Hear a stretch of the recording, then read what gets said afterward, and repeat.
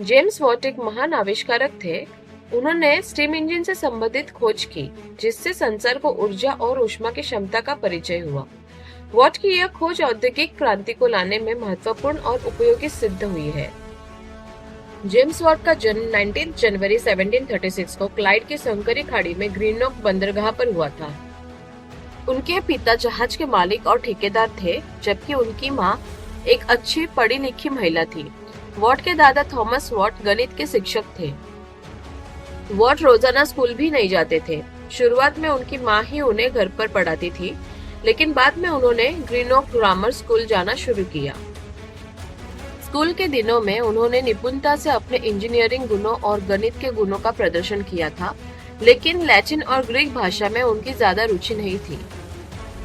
जब वे 18 साल के थे, तभी उनकी माता की मृत्यु हो गई थी और इसके बाद उनके पिता की सेहत भी खराब होती गई।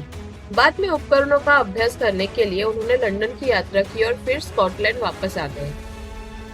ग्लासगो में अनेक शहरों की यात्रा करने के बाद उन्होंने खुद का उपकरण बनाने का व्यवसाय शुरू करने की ठानी।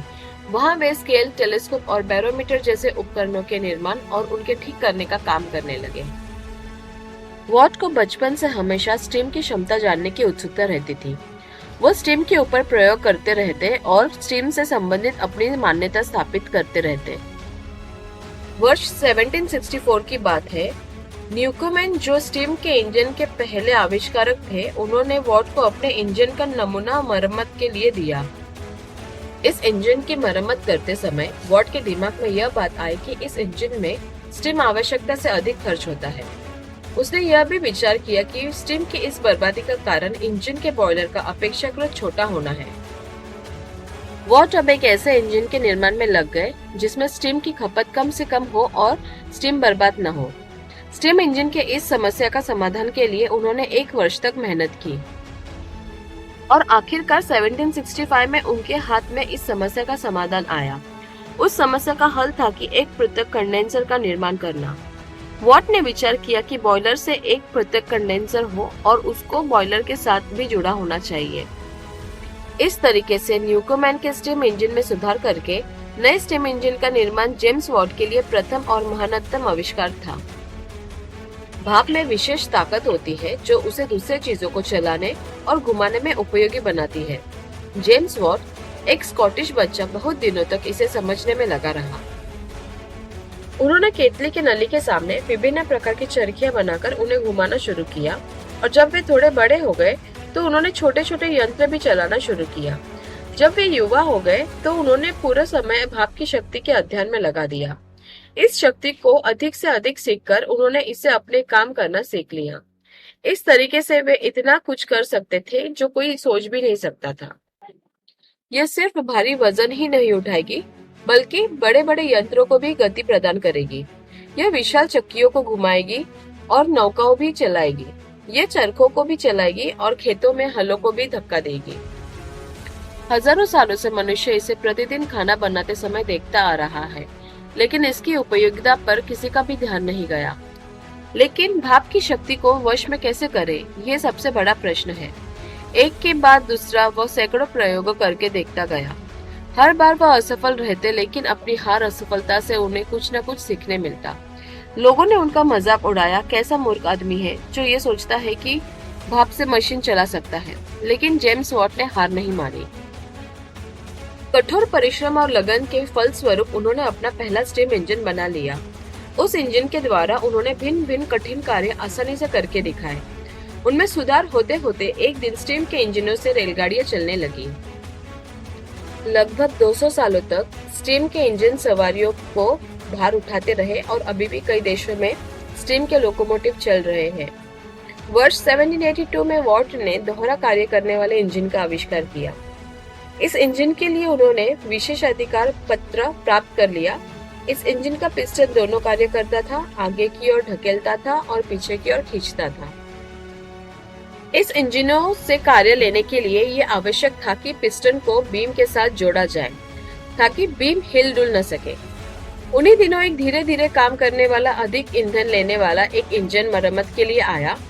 जेम्स ने इसे सुधारने का बीड़ा उठाया और उन्होंने उसमें लगे स्टीम के इंजन में एक कंडेंसर लगाया जो शून्य दबाव वाला था, जिसके कारण पिस्टन सिलेंडर के ऊपर नीचे जाने लगा। पानी डालने की जरूरत उसमें नहीं थी।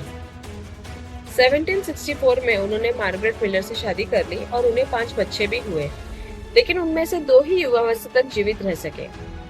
उनकी पत्नी 1772 में एक बच्चे को जन्म देते वक्त उनकी मृत्यु हो गई थी। 1777 में उन्होंने दोबारा एन मैकग्रेवर से शादी कर ली। उनसे उन्हें 2 बच्चे हुए। पहले ग्रेगोरी, जो भूवैज्ञानिक और खनिज वैज्ञानिक थे, और दूसरे बेटे जेनेट। जेम्स वॉट 83 वर्ष की उम्र में इस दुनिया से अलविदा कह गए। शून्य की स्थिति बनाए रखने के लिए जेम्स ने उनमें एक वायु पंप लगाकर पिस्टन की पैकिंग मजबूत बना दी, घर्षण रोकने के लिए तेल डाला तथा एक रटिम टाइट बॉक्स लगाया, जिससे ऊर्जा की शक्ति रुक गई। इस तरह स्टीम इंजन के निर्माता जेम्स वॉट पहले आविष्कारक बन गए। 1790 तक जेम्स वॉट एक धनवान व्यक्ति बन गए थे। जेम्स ने अपने स्टीम के इंजन में समय समय पर बहुत से सुधार भी किए। स्टीम के दबाव को दर्ज करने और आयतन के अनुपात को मापने के लिए एक ऐसा संकेतक बनाया गया जिसे थर्मोडायनामिक्स कहते हैं। जेम्स वॉट को उनकी खोजों के लिए रॉयल्टी के तौर पर $76,000 की पेटेंट राशि मिली। धनवान व्यक्ति बनने के बाद उन्होंने अपना व्यापार अपने बच्चों के हाथों में सौंप दिया। उनकी रुचि चित्र बनाने में भी थी। जीवन काल में उन्हें 1800 में ग्लोस्टर विश्वविद्यालय ने डॉक्टर ऑफ लॉजिक उपाधि प्रदान की। 1814 में विज्ञान एकेडमी ने उन्हें सम्मानित किया। अंतिम समय तक विपुल संपत्ति के स्वामी जेम्स वॉट शोध में लगे रहे। औद्योगिक की योगदान के क्षेत्र में जेम्स वॉट का नाम सर्वोच्च श्रेणी के वैज्ञानिक में लिया जा सकता है। जेम्स वॉट मैकेनिकल इंजीनियर थे।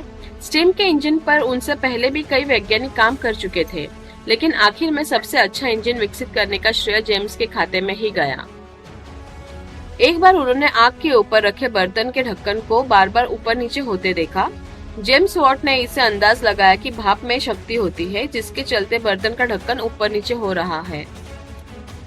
बचपन में उनका यह विश्लेषण उनके बड़े होने पर स्टीम इंजन के आविष्कार का कारण बना और जेम्स वॉट का नाम विज्ञान के इतिहास में अमिट हो गया। स्टीम का इंजन ने न सिर्फ रेल इंजन के आविष्कार का कारण बना, बल्कि इसे कृषि जगत से लेकर अंतरिक्ष क्षेत्र तक क्रांति लाने में योगदान दिया। जीवन काल में उन्हें 1800 में ग्लासगो विश्वविद्यालय ने डॉक्टर ऑफ लॉ और लिट्स की मानद उपाधि प्रदान की। 1814 में विज्ञान एकेडमी ने उन्हें सम्मानित किया। वृद्धावस्था में उन्हें राजनीतिक विरोधों के साथ साथ कई पारिवारिक दुखों का सामना करना पड़ा।